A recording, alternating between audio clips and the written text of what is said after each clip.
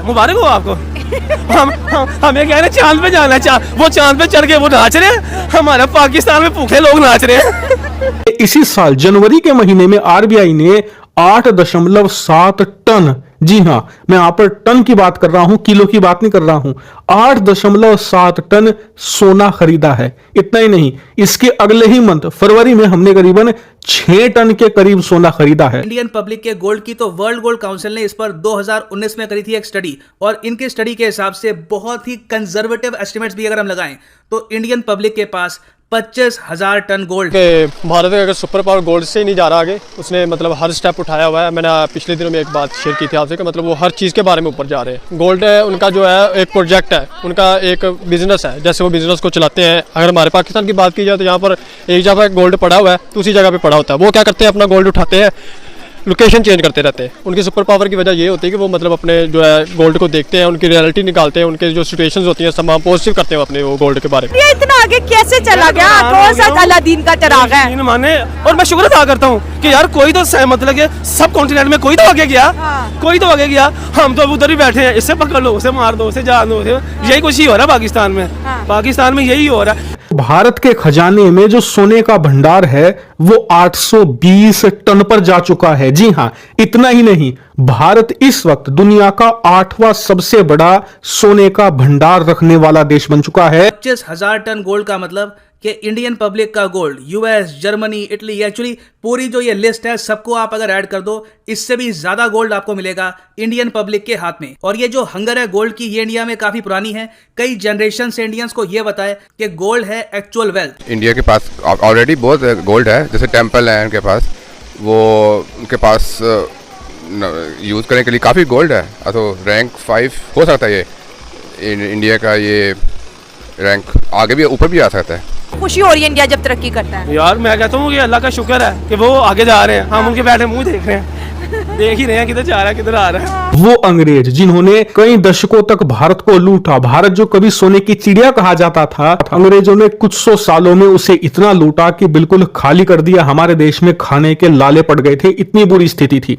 और अंग्रेजों ने हमारी जितनी भी बॉर्डर थी उसे ऐसे डिजाइन किया ताकि भारत आने वाले सैकड़ों सालों तक अपने पड़ोसियों से लड़ता रहे। यानी कि अंग्रेजों से जो बन पड़ा, उन्होंने वो गलत काम भारत के साथ किया। लेकिन आज स्थिति यह है 2024 के अंदर कि आजादी के 77 सालों के बाद भारत का जो सोने का भंडार है वो ब्रिटेन से 3 गुना बड़ा हो चुका है। तो इसलिए इंडियंस की एक ट्रेडिशनल आदत है कि फेस्टिवल के टाइम में, फैमिली गैदरिंग्स के टाइम में हम लोग गोल्ड जरूर परचेज करते हैं। हमारे यहाँ एक्चुअली प्रॉपर फेस्टिवल्स हैं जहां पर लिटरली गोल्ड परचेज करना एक टाइप का रिचुअल है। और इसलिए ये फैक्ट हमारे सामने आता है कि इंडियन हाउसवाइफ्स के पास दुनिया का 11% गोल्ड है। नाउ यहाँ पे हम उस गोल्ड को नहीं गिन रहे जो मंदिरों में है। ये मैं आपको बता दूं, एक्चुअली इंडिया में कितने मंदिर हैं जहां पर गोल्ड है, वहां पे कितना गोल्ड है, उसके भी कोई प्रॉपर एस्टिमेट्स लगे नहीं है। तो इसलिए वर्ल्ड गोल्ड काउंसिल ने यहाँ पे काउंट किया नहीं है। यहाँ पे हम बात कर रहे हैं पब्लिक की।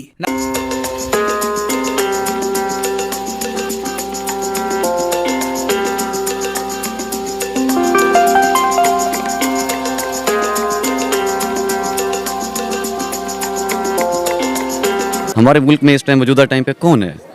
हमारे पास नेशनल सिक्योरिटी एडवाइजर नहीं है। तो जब आपके पास एक मतलब आइडेंटिटी ही नहीं एग्जिस्ट करती तो ऑफिशियली उसको कौन डील करेगा? हम तो मतलब यहाँ पे पहले तो यहाँ शिकस्त खा रहे हैं।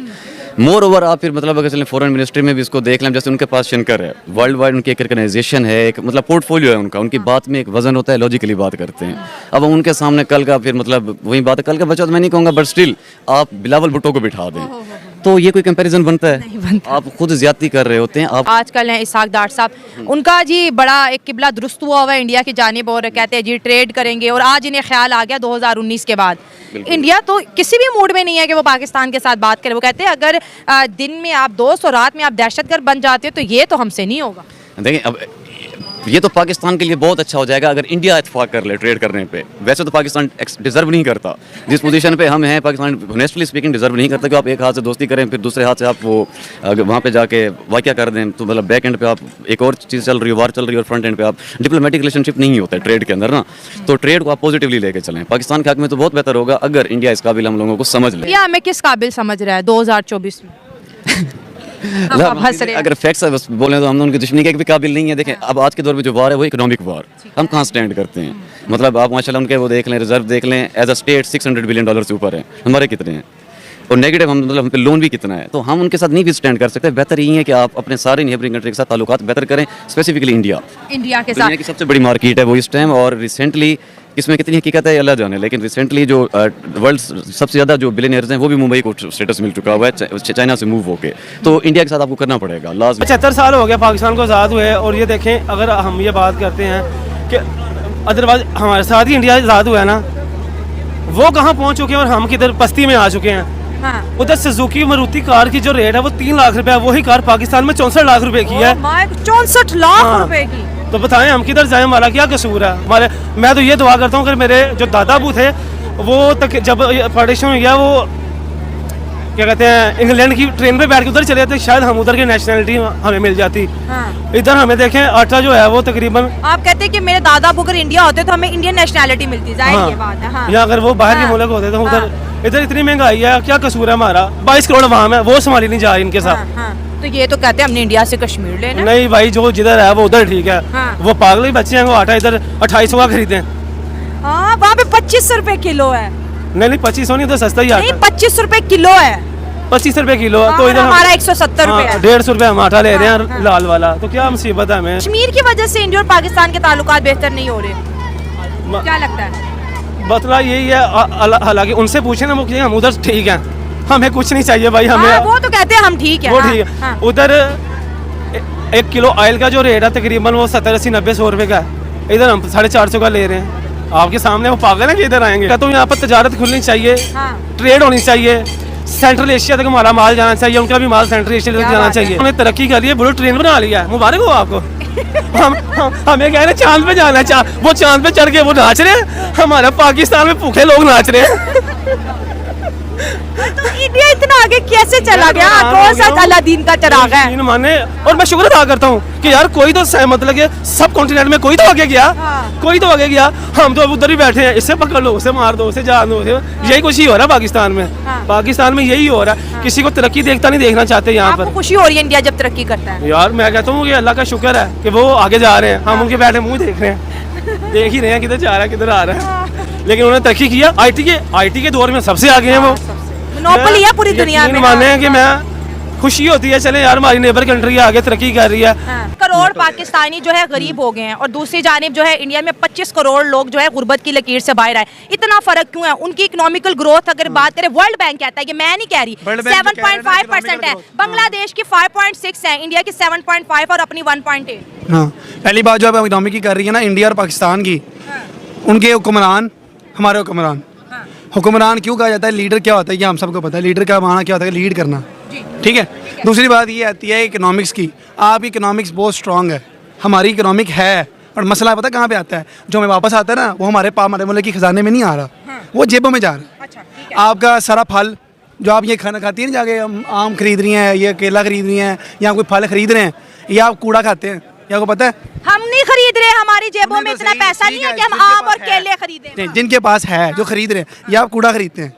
जो असल आम है या जो असल फल जो अच्छी मिकदार वाला ना, वो जाता है इम्पोर्ट बाहर। यहाँ पे रोटी नहीं मिल रही, आप असल और नकल की कापियां लेके आए। असल रोटी तब मिलेगी जब खजाना भराएगा, जेबें नहीं। मसला यहाँ पे ये है, यहाँ जेबें भरी जा रही हैं। सरिया, सीमेंट, बजरी, हर टाइम हमारा ध्यान किस पे है? रोडों पे। भूखा, मुझे पता है हमारी माँ भूखी है, मैं भी मिडिल क्लास फैमिली से हूँ, मैं भी कमा रहा हूँ, पर मैं बाहर कमा रहा हूँ। ठीक है, मुझे क्या कमा रहे हो? मैं फ्रीलांसर हूँ। ठीक है, मेरा काम ये चल जाता है कि मैं थोड़ी फ्रीलांसिंग करता हूँ, मुझे यहाँ पे आता है, मुझे भी टैक्स पड़ता है, मुझे आम आदमी से दुगना टैक्स पड़ता है।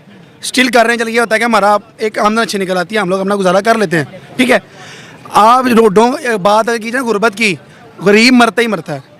क्यों? जब वो उठेगा टैक्स, ये टैक्स, वो टैक्स, फलाना टैक्स, ये टैक्स, वो डाल के जो टैक्स आप खजाने में जाना, वो जाना 1 से 2%, बाकी 98% जाना जेबों में। भूखा बंदा रोटी नहीं, वो रोड चाटेगा। भारत बनेगा सोने की चिड़िया। जी हाँ दोस्तों, भारत के पास 820 टन से ऊपर की सोने की भंडार पाई गई है।